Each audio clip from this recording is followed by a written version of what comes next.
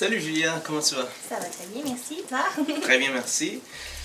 Avant de commencer, on aimerait savoir qui est Julia? Hein? C'est quoi ton background? C'est quoi vraiment ton cheminement? Qu'est-ce qui t'a amené à faire le chemin qui est la route de l'immobilier? Moi, je m'appelle Julia, j'ai 25 ans tout nouvellement. J'ai fait une technique en design industriel et un baccalauréat en design de produits.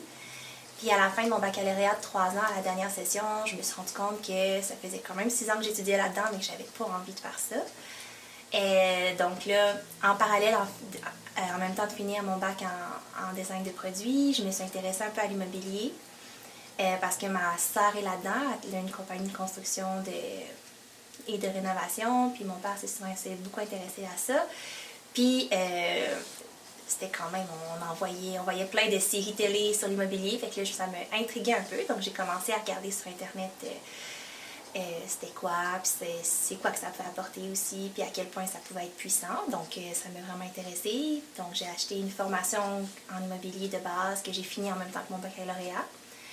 Et en parallèle avec ça, je me suis dit que je commençais à regarder qu'est-ce que j'allais faire après mon bac au niveau de ma situation de logement, parce que là, j'étais en location dans un appartement pas très luxueux. Et je me suis dit, bon, ben, tant qu'à ça, est-ce que je déménage dans un autre appartement ou est-ce que j'achète un condo?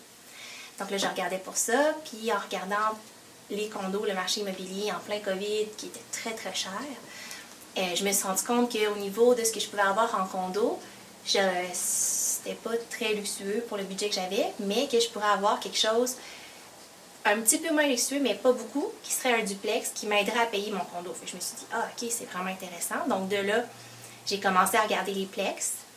Puis j'ai commencé à m'intéresser aussi à comment est-ce que je peux rentabiliser ça, comment est-ce que je peux acheter vraiment pas cher, puis comme revaloriser, donner plus de valeur à ça. Donc là, j'ai acheté aussi une formation en ingénierie financière pour pouvoir un peu voir comment que je pourrais faire ça. Puis en parallèle avec ça, j'ai vu aussi sur Facebook, vraiment par hasard, un post Facebook ou une publication ou quelque chose, une annonce Facebook de toi. Puis j'étais comme, ok, c'est qui celui-là? Que j'étais allée regarder sur Internet, parce que vous savez, sur Internet, on peut se faire avoir des fois. Fait que j'étais allée faire ma due diligence. Je vous ai parlé une ou deux fois au téléphone. Puis après, je me suis dit, ben là, tant qu'à faire les choses, je vais les faire pour de vrai. Fait que je me suis dit que juste le fait que je fasse un atelier de mentorat avec toi, un exercice de mentorat avec toi, ça fait que je suis vraiment engagée là-dedans et que je peux plus reculer, là, parce que c'était quand même des gros montants. C'était le plus gros montant que j'avais jamais payé dans ma vie à date. Puis je me suis dit, si je suis capable de m'engager à faire ça, ben c'est parce que je suis capable de m'engager à faire le reste aussi, puis à mettre les efforts, puis comme je peux plus me défiler. C'est un petit peu comme ça que je suis arrivée à mon projet d'investissement avec toi. Super, excellent. Maintenant, comme tu nous as raconté un petit peu ton parcours, qui tu es, dans quel état d'esprit que tu étais? Parce que là, tu cherchais un petit peu à te loger. L'optique, c'était vraiment trouver une maison pour habiter dedans, ou c'était vraiment dans l'optique d'investir? Dans quel état d'esprit que tu étais? Est-ce qu'il y avait une urgence? Est-ce qu'il y avait une nécessité à faire ça? Non, il n'y avait vraiment pas d'urgence, il n'y avait pas de nécessité. Au début, c'était vraiment pour me loger. Et après coup, je me suis rendu compte que non seulement ça pouvait me servir à me loger, mais je pouvais aussi rester habiter là où j'habitais en ce moment pendant 1 an ou 2, puis utiliser l'immobilier pour pouvoir comme avoir quelque chose d'encore mieux dans quelques années. Donc, à la base, c'était pas une urgence de me loger, c'était vraiment juste parce que je me suis dit, c'est la route normale à suivre. Tu finis tes études, tu trouves un emploi, tu trouves quelque chose de bien où habiter, puis là, après, ben, tu travailles fort dans la petite entreprise, puis tu peux monter. Mais je me suis jamais dit que c'était vraiment ça que je voulais. Mais la partie, tu finis tes études, tu trouves un emploi, puis tu trouves un pied à terre, ça m'intéressait. Mes amis, je savais qu'ils étaient rendus là aussi dans leur point de vie, puis on s'en parlait de façon vraiment plus banale. Là. Moi, c'était plus concret qu'eux, mais reste que c'était comme dans l'ordre des choses à faire. C'est pour ça que j'ai commencé à regarder l'immobilier pour me loger en premier. Super, excellent. Là, tu as pris une publicité Facebook et tu as dit, bon, c'est qui celui-là? Et tu as pris contact. Maintenant, cette prise de contact-là, comment ça s'est passé? Qu'est-ce qui s'est, comment je pourrais dire, qu'est-ce qui s'est déroulé? Et par la suite, qu'est-ce qui t'a amené à faire un projet? Décris-nous un peu, c'est quoi ce projet-là, grosso modo? En premier, on a eu une rencontre qui était offerte. Donc, on a discuté ensemble. Je me suis rendu compte à quel point il y avait tellement de choses que je connaissais pas. J'étais comme, OK, c'est un problème. Je n'ai pas envie d'investir alors qu'il y a plein de choses que je peux faire et que je peux me tromper partout. Fait que c'est sûr que ça, je me suis dit, bon, comment est-ce que je peux faire, sachant que j'ai un problème, pour trouver la solution? Donc là, on s'est rencontrés une deuxième fois, puis là, je me suis rendu compte que, ouais, qu'il connaît vraiment de ça, de quoi il parle, il pourrait sûrement m'aider. Et quand tu me parlais du mentorat, ben là, je me suis dit, bon, ben, ça m'a comme offert une sécurité, en fait, parce que je me suis dit, lui, il l'a déjà fait, il sait comment ça fonctionne, il sait c'est quoi les étapes à faire, quoi ne pas faire, tu sais, je peux m'éviter bien des erreurs, puis justement, bien des mauvaises premières expériences. On s'entend que si ma première expérience était mauvaise, ça aurait été dur de continuer après. Donc, c'est pas mal ça. Puis, c'est quoi la fin de ta question? Quel projet que tu es en train de faire? Comment ça s'est déroulé, justement, le mentorat dans l'optique? Qu'est-ce que tu as réussi à réaliser? Oui. J'ai réussi à acheter une petite maison à Limoilou qui a été achetée en COVID, qui n'a pas eu de surenchère, qui a eu un prix vraiment qui avait vraiment de l'allure. C'était pas trop payé, c'était un prix juste. Puis c'est une maison qui avait une possibilité de démolition puis de reconstruire jusqu'à 4 étages, théoriquement 8 logements, mais le terrain permettait plus un 5 ou un 6 logements.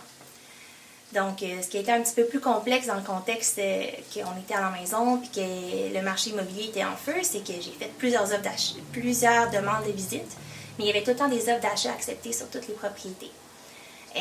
Donc, des fois, on faisait des calculs, puis on se disait, OK, là, ça a l'air intéressant, on va aller la visiter. Puis quand on demandait à visiter la propriété, ah non, il y avait déjà quelqu'un qui avait déjà pensé à ça, puis qui l'avait déjà demandé, qui avait déjà fait une offre d'achat. Donc là, c'était un petit peu plus compliqué de rester sur Centris puis de juste se concentrer là-dessus. Donc là, je me suis dit, je vais aller voir juste par hasard s'il n'y aurait pas quelque chose quelque part d'autre que les gens peut-être n'auraient pas vu. Puis je suis arrivée sur une publication un petit peu boboche là, d'une maison à vendre sur Kijiji.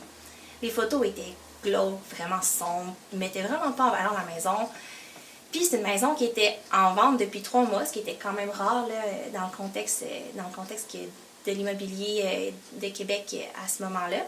Puis, il y avait juste un numéro de téléphone, contacter le propriétaire avec le numéro de téléphone. Donc là, rendu là, j'étais comme, OK, ça c'est vraiment intéressant. J'étais allée voir sur le plan de la carte interactive de la Ville de Québec qui pouvait dire justement les types d'usages qu'on pouvait avoir, qui donnait aussi les dimensions du lot du cadastre, qui donnait les hauteur maximale de construction, puis le nombre total de logements de construction. Puis là, j'ai vu justement que c'était un terrain qui avait beaucoup de potentiel.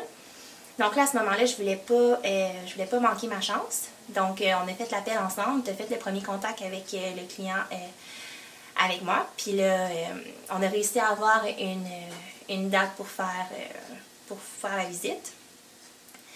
Fait que j'ai fait la visite 2-3 jours plus tard.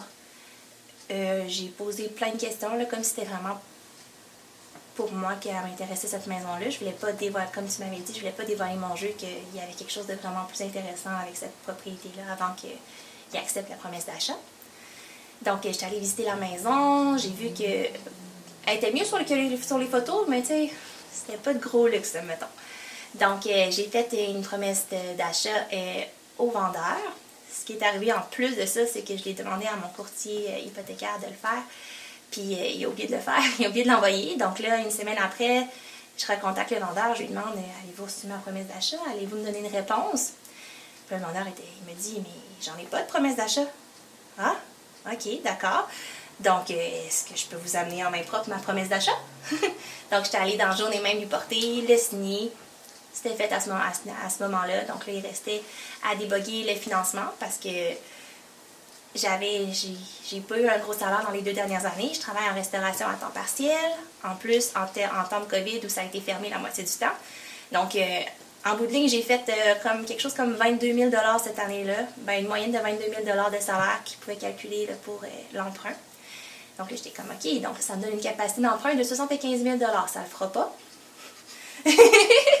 Donc là, je me suis demandé qu'est-ce que je peux faire. Je peux mettre peut-être 20 %. Est-ce que je peux me faire endosser, co-signer? Donc là, je suis allée demander à mon père qui m'avait déjà proposé de l'aider. Il savait quand que je lui ai dit que je voulais faire un projet d'immobilier. Il m'a dit, écoute, moi, C'est quelque chose qui m'intéresse, l'immobilier. Ta sœur, elle a fait un projet d'immobilier avec moi. Je l'ai aidée à valeur de temps. Donc, je suis prêt à te donner temps pour t'aider. Donc, OK. Puis, je suis prêt à t'endosser ou te co-signer si tu as besoin. OK. Donc là, je suis allée revoir la banque avec ces informations-là. Puis, j'ai donné toutes mes informations de crédit, plusieurs informations pour les revenus de mon père, les crédits de mon père aussi pour avoir le prêt. Finalement, peut-être moins de 48 heures avant la date limite où je pouvais obtenir mon financement, je demande à mon courtier hypothécaire, OK, qu'est-ce qui se passe avec mon prêt? Est-ce que je vais l'avoir? Parce que ça commence à être un petit peu chaud. Il me dit, donne-moi 1 heure ou 2, je pense que tu vas pouvoir avoir ton prêt tout seul. Donc là, j'étais vraiment, vraiment contente. À ce moment-là, je ne m'attendais pas à ce que ça puisse fonctionner. Mais finalement, le fait que ça soit une propriété qui soit déjà en location, le fait que j'aie mis 20% de mise de fonds, que j'aie un bon dossier de crédit, puis que j'ai déjà un compte avec la banque, ça a vraiment aidé. Donc, ils m'ont offert le prêt à un taux qui avait bien d'allure. Donc là, j'étais super contente à ce niveau-là. Donc là, j'ai signé les papiers chez le notaire. J'ai transféré la mise de fonds. Je me suis dit, oh mon Dieu, qu'est-ce que je suis en train de faire? J'ai fait un virement direct d'un gros montant d'argent pour une mise de fonds. Puis ça m'a vraiment stressée à ce moment-là. J'ai comme fait, OK, c'est vraiment réel, là. C'est vrai, je peux plus backer.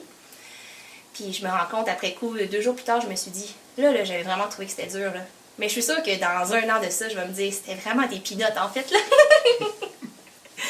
En tout cas, fait que il y a eu ça ici. Puis aussi, quand j'étais arrivée chez le notaire, j'étais assise dans le bureau, puis j'entendais la notaire parler au téléphone avec son assistante. Oui, mais là, il y a un problème avec la propriété de Mme Renaud. Ça fonctionne pas, je peux pas croire que tu n'y as pas parlé. Là, moi, j'ai commencé à stresser. J'étais comme, non seulement j'ai failli pas avoir mon financement, mais en plus, j'arrive chez le notaire, puis il y a un problème que je n'étais pas au courant. OK, qu'est-ce qui se passe? Ça va-tu fonctionner? Finalement, la notaire m'explique que la bâtisse est tellement vieille qu'elle n'est plus aux normes. Puis, ils sont pas sûrs si c'était dérogatoire, s'il y avait un... Comment qu'on appelle ça? Quand c'est déjà un droit acquis. Fait que finalement, je lui ai dit, moi, ça me dérange pas que ce soit pas... Non, mais oui, je veux la démolir puis reconstruire quelque chose. Fait que c'était vraiment pas... finalement, c'était vraiment pas un gros problème. Donc, c'est pas mal ça, là, les principaux problèmes et défis que j'ai rencontrés pendant ce projet-là jusqu'à présent. Super.